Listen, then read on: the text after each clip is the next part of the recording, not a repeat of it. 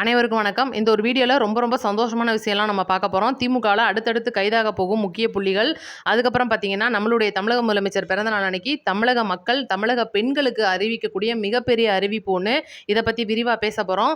ஆட்டம் கண்டிருக்கும் அறிவாலயம் அப்படின்னும் சொல்லலாம். இன்னைக்கு பார்த்தீங்கன்னா, முக்தார் கைது பண்ணியிருப்பாங்க.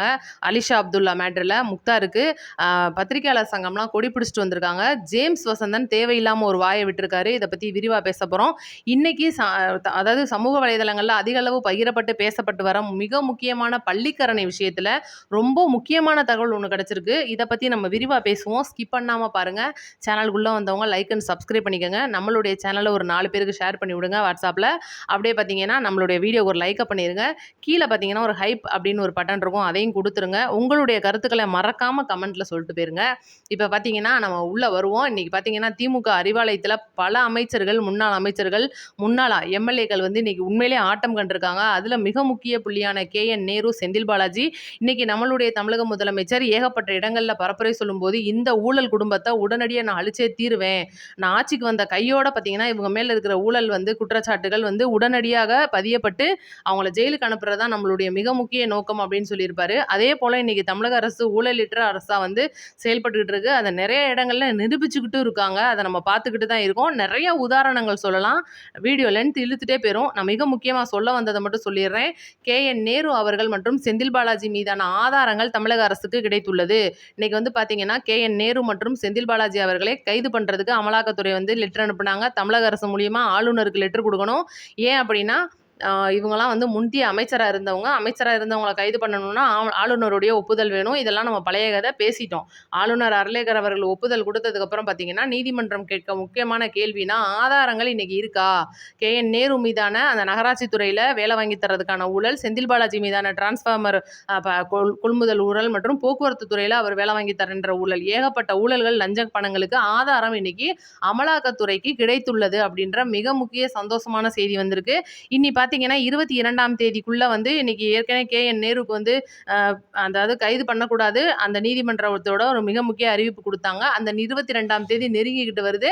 நம்மளுடைய தமிழக முதலமைச்சர் பிறந்த நாளான அந்த 22ஆம் தேதி பார்த்தீங்கன்னா இவங்கெல்லாம் உள்ள போறாங்க அப்படின்ற ரொம்ப முக்கியமான சந்தோஷமான செய்தி நமக்கு காதுகளுக்கு எட்டுது. கண்டிப்பா கேஸ் நடந்துட்டு இருக்கும். செந்தில் பாலாஜி மாதிரி நெஞ்சு வலிலாம் நிறைய பேருக்கு வர்றதுக்கு வாய்ப்பு இருக்கு. அதை விட ரொம்ப முக்கியமா திமுகவுடைய அடுத்த அறிவாலய குறி யாரு அப்படின்றது தான் இன்னைக்கு மிக முக்கிய கேள்வியா போயிட்டு இருக்கு. KN நேரு, செந்தில் பாலாஜி, நம்ம சேகர் பாபு, அனிதா ராதாகிருஷ்ணன், இவங்கள மாதிரி ஆட்களுக்கெல்லாம் இன்னைக்கு வந்து ஐடிவிங்க ஆல்ரெடி அனுப்பிச்சு அவங்களுக்குள்ள ஊழல் எல்லாம் கண்டுபிடிச்சிட்டு இருக்கோம். இதுல முக்கியமா வந்து இப்போ பள்ளிக்கரணையில வந்து சிக்கியிருக்கிறவர் தான் நம்மளுடைய தங்கம் தென்னரசு. இன்னைக்கு ஒட்டுமொத்தமா சமூக வலைதளங்கள்ல எல்லாருமே பரப்பலா பார்த்துட்டு இருக்கிற விஷயம் இந்த பள்ளிக்கரணை விஷயம். அதை நான் வந்து சுருக்கமா சொல்லிடுறேன். இன்னைக்கு பள்ளிக்கரணை ஏரியா அப்படின்றது சென்னையை பொறுத்த வரைக்கும் ஒரு சதுப்பு நிலங்கள் நிறைந்த ஏரியா. சதுப்பு நிலங்கள்னா உங்களுக்கே தெரியும், சகதி மாதிரியா இருக்கும், காலை வச்சோம்னா உள்ள இறங்கும். இதுதான் வந்து சதுப்பு நிலம் அப்படின்றதுக்கு சின்ன விளக்கம். இது பார்த்தீங்கன்னா இன்னைக்கு சென்னை அப்படின்றதுல மிக அதிக அளவில் கனமழை பெய்யக்கூடிய மாவட்டங்கள்ல சென்னை ஒன்றா இருக்கு. கடலோர மாவட்டம். இதுல பார்த்தீங்கன்னா ஒட்டுமொத்தமாக பரவலாக பெய்கிற மழை தண்ணிலாம் வந்து சாய்வா, அதாவது தாழ்வான பகுதி வந்து பள்ளிக்கரணை அப்படின்றனால அங்கதான் வந்து ஒட்டுமொத்த அந்த மழைநீர் வடிகளும் வந்து வடிஞ்சு வந்து நிற்கிற இடமா தான் இன்னைக்கு சென்னையுடைய பள்ளிக்கரணை இருக்கு. இந்த ஏரியால பார்த்தீங்கன்னா அந்த ஒரு அதாவது மிக முக்கியமான குடியிருப்பு ஒன்று வரப்போகுது. 2024 கடைசியில் ஒரு 1250 வீடுகளை கொண்ட 2000 கோடியான பட்ஜெட்டில் வீடுகள் வரப்போகுது. இந்த வீட்டுக்கான பட்ஜெட் அதாவது எந்த நிறுவனம் அப்படின்னு பார்த்தீங்கன்னா MR ஜெயசங்கர் அவர்களை தலைவராக கொண்ட பிரிகேட் என்டர்பிரைசஸ் அப்படின்ற நிறுவனம். இந்த நிறுவனம் பார்த்தீங்கன்னா வீடுகளை கட்டி கொடுக்குற நிறுவனம் தான். இதுக்கு தலைமை ஒன்று இருக்குது, அது மோர்கன் கார்ப்பரேட் பிரைவேட் லிமிடெட், எல்லாமே கார்ப்பரேட் கம்பெனி. இதுக்கு பார்த்தீங்கன்னா இந்த ஜெயசங்கர் அப்படின்றவர் முழுக்க கர்நாடகாவை சேர்ந்தவர். அவருடைய மகன், மருமகள்கள் எப்படி அப்படியே குடும்பமாக வந்து இந்த நிறுவனங்கள் கட்டி கொடுக்கறது, பெரிய பெரிய பில்டர்ஸ்லாம் வந்து அவங்கள்ட்ட வேலை பார்க்குறாங்க, அவங்கள்ட்ட வந்து இருக்காங்க. இவங்க தான் 2000 கோடிக்கு இதை வந்து எடுக்கிறாங்க. இன்னைக்கு அந்த பள்ளிக்கரணை ஏரியா அப்படின்றத பொறுத்த வரைக்கும் சதுப்பு நிலம் அப்படின்றனால அந்த ஈரநில சர்டிஃபிகேட் அப்படின்றது ஈரநில ஆணையத்திட்ட வாங்கணும். இது போக பார்த்தீங்கன்னா சுற்றுச்சூழல் பசுமை தீர்ப்பாயத்துக்கிட்டையும் ஒரு லெட்டர் கொடுக்கணும். அவங்களும் அதை கொடுக்கணும். இது ஆரம்பத்தில் இந்த இப்படி இவ்வளோ பெரிய ப்ராஜெக்ட் ஒன்று நடக்க போகுதுன்னு தெரிஞ்ச உடனே அறப்போர் இயக்கம், இன்னைக்கு மக்களுக்கு நல்லது செய்யணும், தப்பானதை தடுக்கணும்னு சொல்லிக்கிட்டு இருக்கிற அறப்போர் இயக்கம் இவங்க அப்படி பண்ண போறாங்கன்னு உடனடியாக நீதிமன்றத்தில் வழக்கு போட்டு இதை நிறுத்திடுறாங்க. நிறுத்தினோடனே பார்த்தீங்கன்னா நீதிமன்றம் இதுக்கப்புறம் பரிசீலித்து ஆராய்ஞ்சு அங்கே வந்து கட்டணம் வரக்கூடாது அப்படின்னு நிப்பாட்டிடுறாங்க.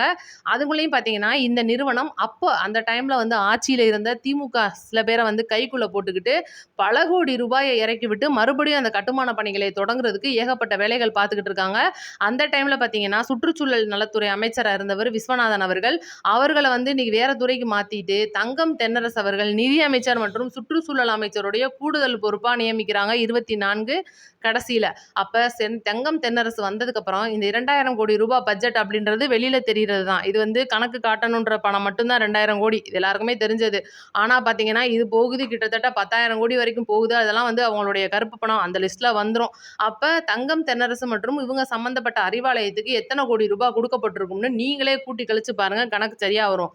அப்ப இதுதான் வந்து அவங்களுடைய அறிக்கையின்படி குடுக்குற விஷயமா இருக்கு. அப்ப அந்த அறப்போர் இயக்கம் என்ன சொல்ல வர்றாங்க அப்டின்னா, இவ்ளோ பெரிய ப்ராஜெக்ட்ட வந்து இன்னைக்கு இவங்க வந்து குடுக்குறாங்க. இவங்களுடைய அப்ரூவல் அதாவது அரசோட அப்ரூவல் வாங்கி குடுக்குறாங்கன்னா, அரசுக்கு இவங்க எத்தன கோடி ரூபாய் குடுத்துருக்கணும்.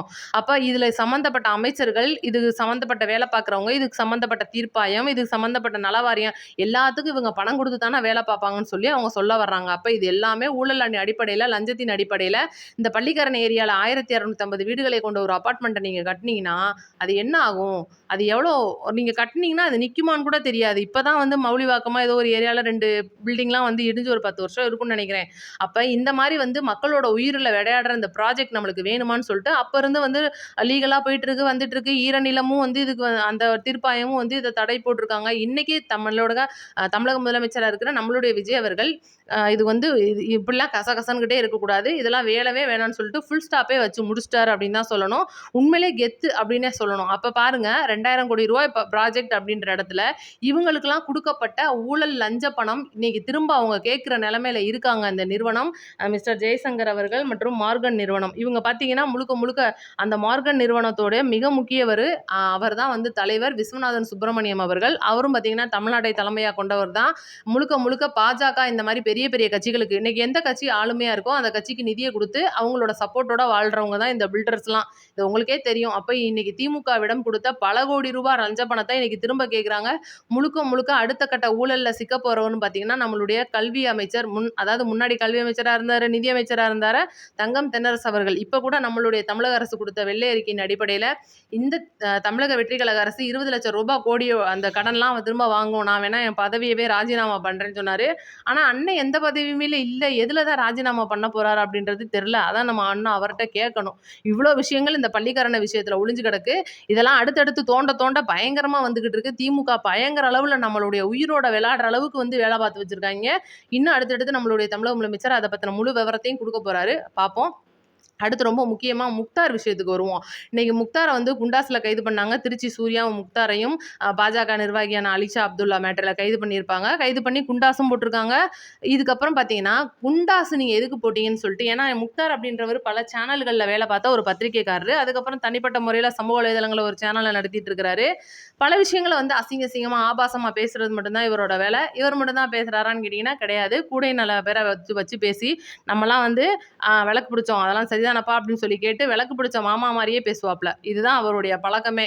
ஆனா இந்த மாமா பயலுக்கு சில பேர் வந்து வக்காலத்து வந்திருக்காங்க. கேட்டா வேற பத்திரிகையாளர் சங்கம்னு சொல்லிக்கிறாங்க. என்னன்னா அந்த பத்திரிகையாளர் சங்கத்துல இருந்து என்ன சொல்ல வராங்கன்னா, முக்தாருக்கு குண்டாஸ் நீங்க ஏன் போட்டீங்க? அப்ப நீங்க கருத்து சுதந்திரத்துக்கு தடை போடுறீங்களா? அப்ப அரச பத்தி உங்களுக்கு விமர்சனம் பண்ணக்கூடாதுன்னு சொல்ல வரீங்களான்ற மாதிரி வந்து இன்னைக்கு கேள்வி கேட்குறாங்க. இது அரச பத்தி பேசுனதுக்கோ, முழுக்க முழுக்க இந்த மாரிதாஸ் எடுத்துக்கங்க, இன்னும் சில பேர் எடுத்துக்கங்க. நெறைய பேர் வந்து இன்னைக்கு அரச விமர்சனம் பண்ணிட்டு இருக்காங்க. ஏகப்பட்ட பேர் வந்து தப்பு தப்பா வந்து பேசிட்டு இருக்காங்க. ஆபாசம் கலந்த வார்த்தைகள உட்கார்ந்து பேசிட்டு இருக்காங்க. இதெல்லாம் தவிர்த்து இவங்கள கைது பண்ணது முழுக்க முழுக்க அண்ணாமலை அவர்களுடைய அந்த அலிஷா அப்துல்லாவ வந்து இணைச்சு பேசி அவங்களுடைய இரட்டை குழந்தைகளை வந்து ரொம்ப மோசமா சித்தரிச்சு பேசுனது தான் இவங்கள கைது பண்ணதுக்கு காரணம். இது தெரியாத இவங்களெல்லாம் நம்ம என்ன சொல்றது? பத்திரிக்கையாளர் அப்படின்றதெல்லாம் வந்து இதுக்கு முன்னாடி கிட்டத்தட்ட 90கள்லயே முடிஞ்சு போயிட்டாங்க. அதனால இந்த பத்திரிக்கையாளர்கள்லாம் இப்போ முழுக்க முழுக்க கருணாநிதித்தனம் பண்ணிட்டு இருக்காங்க அப்படின்றனால இவங்களெல்லாம் யாரையுமே நம்ம வந்து பத்திரிக்கையாளரா ஏத்துக்க முடியாது. இதுதான் என்னுடைய கருத்து. உங்க கருத்து என்னன்னு சொல்லுங்க. இவங்கலாம் வந்து இன்னைக்கு முக்தார் அவர வந்து நீங்க குண்டாஸ வந்து விடுவிச்சே ஆகணும் அப்படின்னு சொல்லி ஒத்த கால்ல நிக்கிறாங்களாம். அதனால பாப்போம் நம்மளுடைய தமிழக முதலமைச்சர் என்னதான் பண்ண காத்திருக்கார் அப்படின்றத சொல்லுவோம். இன்னைக்கு அத விட திமுகவுடைய ஐடி விங்குக்கு நம்மளுடைய தமிழக வெற்றி கழக சார்புல பலவிதமா வந்து ரிவீட் குடுத்துருக்காங்க. என்ன மாதிரியான ரிவீட் அப்படின்றத நான் சொல்றேன். ஒண்ணொண்ணா கேளுங்க.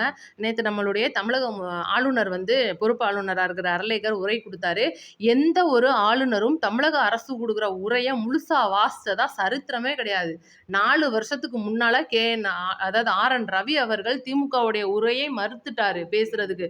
தூக்கி எறிஞ்சிட்டு சட்டசபைய விட்டுட்டு வெளியில போனாரு. அதுக்கப்புறம் வந்து கெஞ்சி கதறி கூத்தாடி கால்லலாம் விழுந்து 2 லைன மட்டும் வாசிக்க விட்டுருப்பாங்க. இந்த சம்பவம்லாம் நடந்திருக்கு. அதெல்லாம் பேச தெரியாத இந்த பால்டாயிலு, இன்னைக்கு வந்து நம்மளுடைய தமிழக வெற்றி கழகம் 5 கொள்கை தலைவர் பேர சொன்ன உடனே பார்த்தீங்கன்னா, டவுசர் நனஞ்சுட்டாப்ல. என்னடா இது! அப்ப இவைங்கலாம் ஒரு வேளை இருக்குமோ? பாஜகவோட கூட்டணியா இருப்பாங்களோ? அப்படின்னு சொல்லிட்டு புதுவிதமான உருட்டுக்கள்ல கிளம்பியிருக்காய்ங்க. எப்படி இந்த மாரி சம்பவங்கள்லாம் வந்து இன்னைக்கு பண்ணிட்டு இருக்காய்ங்க. அதுல ஒரு உருட்டு பார்த்தீங்கன்னா, இந்த பள்ளிக்கரண விஷயம்லாம் வந்து வெளியில வந்துரக்கூடாது அப்படின்றதுக்காக, நம்மளுடைய தொழில்துறை அமைச்சர் இருக்காங்க பார்த்தீங்களா? கீர்த்தனா அவர்கள் ஆவுன்னா பார்த்தீங்கன்னா, ஒரு பெண்கள இழுத்து வச்சு பேசுறது. ஒரு பெண் வந்து ஒரு துறையில இருந்துட்டாங்க, அந்த துறையில வளர்றாங்கன்னு தெரிஞ்சுச்சுன்னா, அப்படியே அவங்களுக்கு கண்ண பறிச்சுரும் போல. ஏன்னா, அந்த காலத்துல அவங்கலாம் திமுக காரங்க, அவங்கலாம் வந்து கருணாநிதித்தனம் படைச்சவங்க அப்படின்றது தெரியுது நமக்கு. இந்த அளவுக்கு வந்து காரணம் ஜேம்ஸ் வசந்தன் வந்து இவ்ளோ பெரிய விஷமா இருப்பாருன்னுலாம் நம்ம நினைக்கல. இன்னைக்கு தெரியும் உங்களுக்கே. ஒவ்வொன்னும் நம்ம நியூஸ் பார்த்துட்டு இருக்கோம். கீர்த்தனா அவர்கள் எத்தன கோடி ரூபா முதலீட வந்து இழுத்துட்டு வர்றாங்க நம்ம நாட்டுக்கு. தூத்துக்குடியில பார்த்தீங்கன்னா, துறைமுகம் கட்டப் போறாங்க. இன்னும் இப்ப முந்தா நேத்து கூட 30,000 கோடி ரூபாய்க்கு ஒரு ஒப்பந்தம் ஆயிருக்கு. இவ்ளோ விஷயங்கள் நடந்துகிட்டு இருக்கும்போது, இந்த கீர்த்தனா அவர்கள் எப்பதான் ரீல்ஸ் போடுறத நிறுத்துவாங்க? இவங்க வந்து ஓவரா குத்தாட்டம் போடுறாங்க சமூக வலைதளங்கள்ல.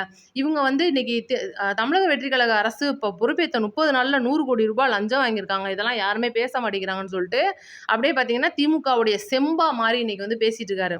அவர் இருந்தே செம்பு தான். அதனால பார்த்தீங்கன்னா, முழுக்க முழுக்க இன்னைக்கு இந்த மாரி ப்ராடக்ட்ட வந்து திமுக அறிவாலயம் இறக்கி விடுறதுக்கு ரெடி ஆயிட்டாங்க. எதுக்காகன்னா, வரப்போற இடைத்தேர்தலுக்காக. அடுத்து மதிமுக விலகப் போறாங்க. நம்மளுடைய தமிழக முதலமைச்சர் பிறந்த நாளப்ப ஏகப்பட்ட நல்ல விஷயங்கள் சொல்லப் போறாங்க. மக்களே, குறிப்பா தாத்தா, பாட்டிகளே உங்களுக்கான ஒரு விஷயம் நான் சொல்லிர்றேன். நெறைய பேர் வந்து முதியோர்களுக்கு எதுவுமே செய்யாம இருக்காரேன்னு கேட்டீங்க. 21ஆம் தேதியிலிருந்து உங்களுக்கான இலவச பஸ் பாஸ் அப்படின்றது, அதாவது இலவச டோக்கன் வந்து குடுக்க ஆரம்பிக்கிறாங்க. 10 நாளைக்கு இப்ப நீங்க எப்ப வேணாலும் போடலாம். காலையில 7:30லேருந்து இரவு 8:30 வரைக்கும். உங்களுக்கான வயது சான்றிதழ், ஆதார் கார்டு, ரேஷன் கார்டு இது மட்டும் நீங்க எடுத்துட்டு போனீங்கன்னா, உங்களுடைய இப்ப சமீப காலத்துல எடுக்கப்பட்ட 2 ஃபோட்டோ இதெல்லாம் வந்து அங்க கேட்பாங்க.